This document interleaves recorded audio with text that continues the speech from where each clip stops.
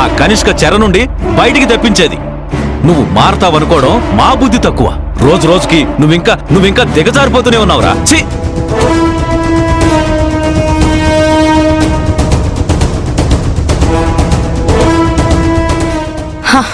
మావయ్య గారు, మీరు ఏదేదో మాట్లాడుతున్నారు. పెద్దనాన్న, నువ్వు ఎప్పుడు ఆ అభిని వెనకేసుకొస్తూ ఇంట్లో వాళ్ళని శత్రువులా చూస్తున్నావు.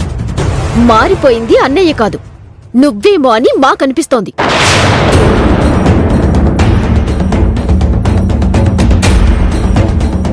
మావయ్య, మీరు ఆగండి, మీ కోపం తగ్గించుకోండి.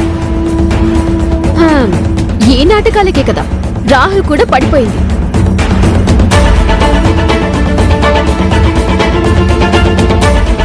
కోపగించుకునేవాడల్లా కుంకు పట్టుకు తిరుగుతున్నాడు, వెగటుగా చూసేవాడల్లా వెనకేసుకొస్తున్నాడు.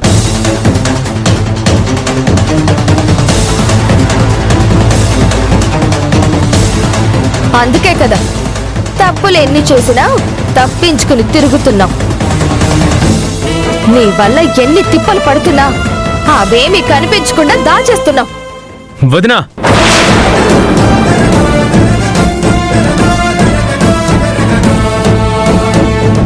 నీకు చాలాసార్లు చెప్పాను, అభిని అనే హక్కు కానీ అవసరం కానీ ఎవ్వరికీ లేదు.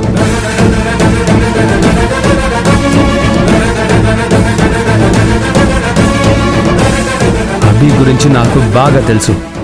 తనని ఇంకొక్క మాటన్నా నేను సహించేది లేదు.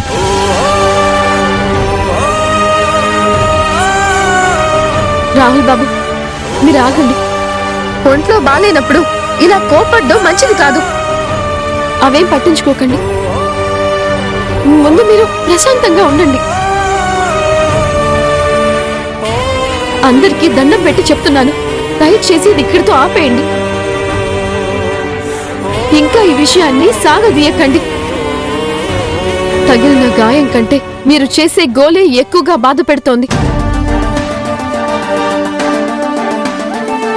మావయ్య, అయిందేదో అయింది. ఇక ఈ విషయం మీద మీరేమీ మాట్లాడకండి. మనకిప్పుడు రాహుల్ బాబు ఆరోగ్యమే ముఖ్యం. ఆయన కోలుకోవడమే ముఖ్యం.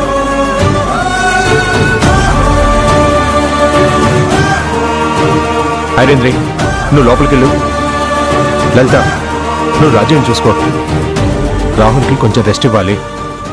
తన ఆరోగ్యం బాగోలేదని కూడా లేకుండా ఎగిరిగిరి పడుతున్నారు.